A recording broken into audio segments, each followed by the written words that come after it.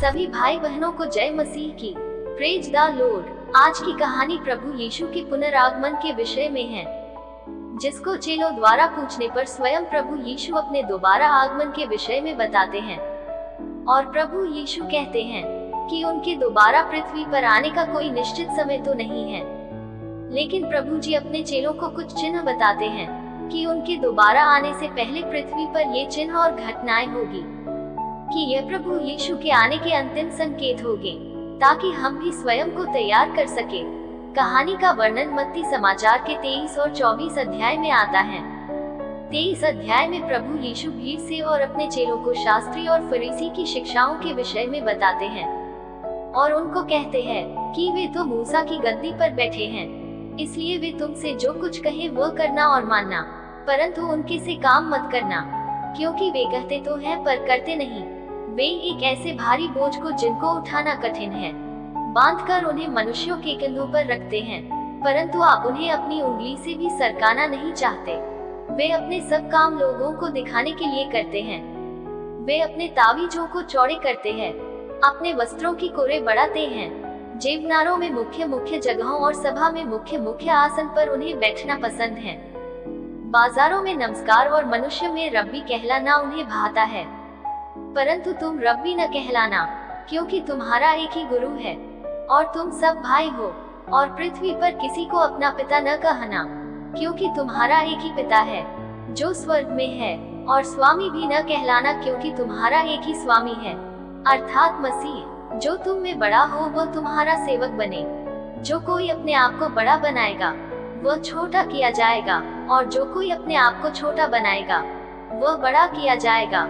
भीड़ से और अपने चेलों से बात करने के पश्चात तब यीशु ने वहां मौजूद खड़े हुए शास्त्रियों और फरीसियों से कहा, हे कपटी शास्त्रियों और फरीसियों, तुम पर हाय, तुम मनुष्यों के विरोध में स्वर्ग के राज्य का द्वार बंद करते हो।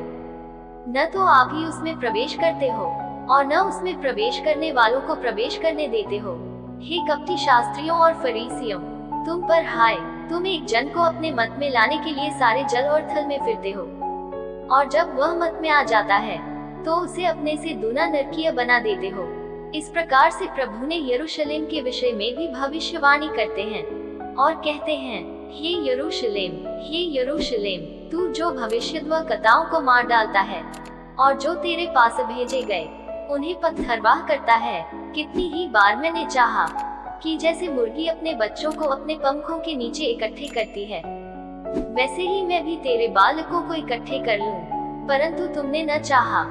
देखो, तुम्हारा घर तुम्हारे लिए उजाड़ छोड़ा जाता है, क्योंकि मैं तुमसे कहता हूँ कि अब से जब तक तुम न कहोगे कि धन्य है वह जो प्रभु के नाम से आता है, तब तक तुम मुझे फिर कभी न देखोगे।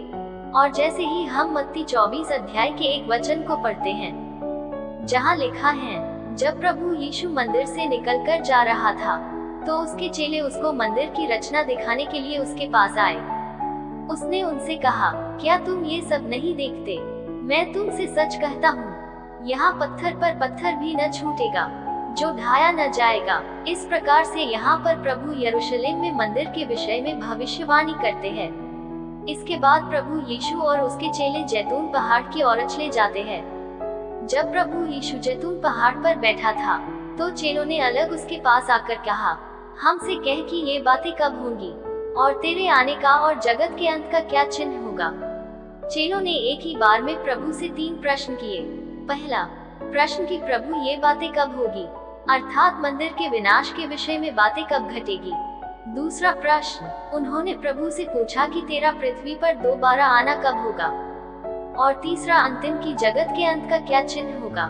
प्रभु यीशु ने जब अपने चेलों से इस प्रकार से प्रश्न सुने तो तब यीशु ने उनको उत्तर दिया, सावधान रहो, कोई तुम्हें भरमाने न पाए।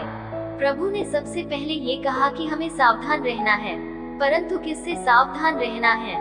प्रभु ने आगे कहा कि तुम्हें कोई भरमाने न पाए, अर्थात सबसे पहले हमें सावधान रहना है कि हमें कोई भरमाने न पाए।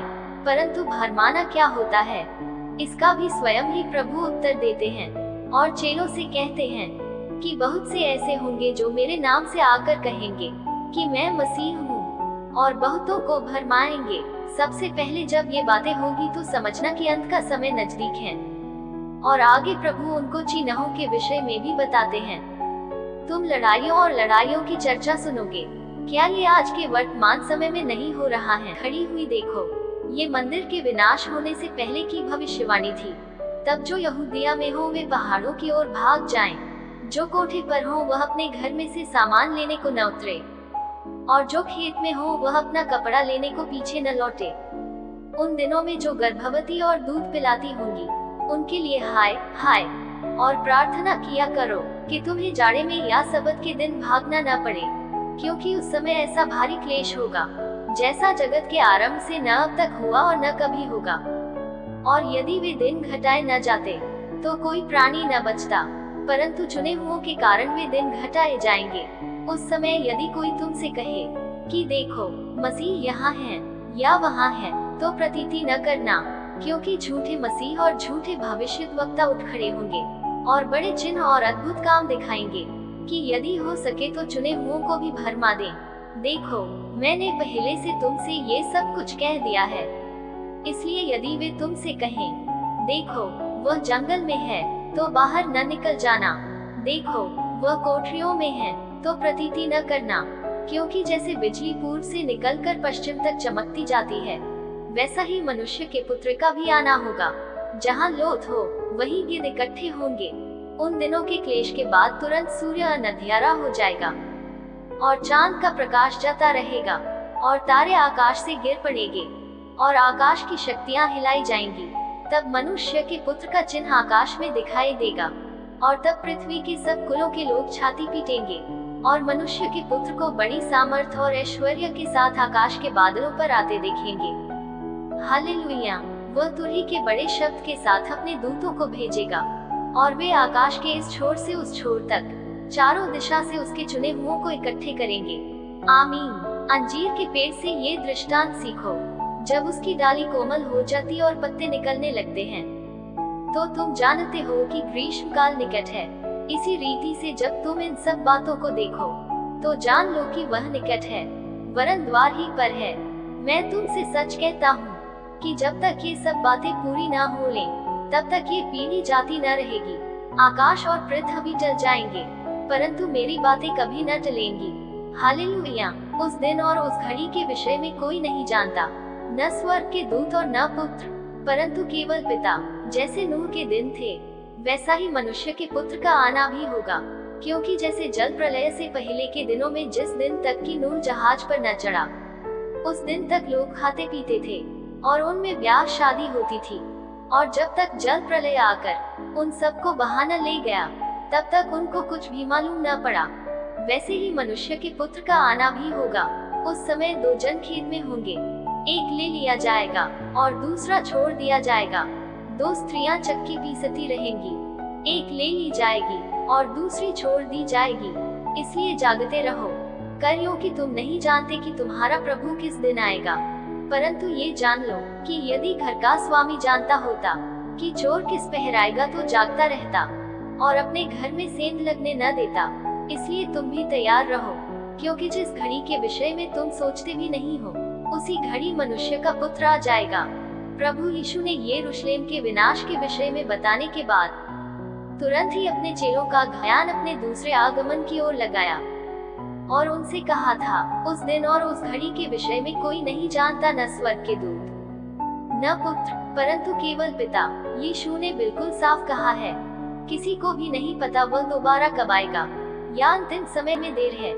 और अपने साथी दासों को पीटने लगे, पियक्कड़ों के साथ खाए पिए। तो उस दास का स्वामी ऐसे दिन आएगा जब वह उसकी बात न जोलता हो और ऐसी घड़ी की वह न जानता हो, और उसे भारी ताड़ना देकर उसका भाग कपटियों के साथ ठहराएगा। वहाँ रोना और दांत पीसना होगा। यीशु अपने लोगों को उसकी वापसी के लिए तैयार होने को कहता है। मत्ती 24 अध्याय 2 अलग अलग दृष्टांतों पर समाप्त होता है, जिसमें एक बुद्धिमान तथा दूसरा दुष्ट दास होता है। जो बुद्धिमान व विश्वास योग्य दास था, वह अपने स्वामी की राह देख रहा था। जब उसका स्वामी आया तो उसको उच्च पद मिला, परंतु दुष्ट दास को काट डाला गया। तो हमें भी बुद्धिमान और विश्वास योग्य दास की तरह बनना चाहिए।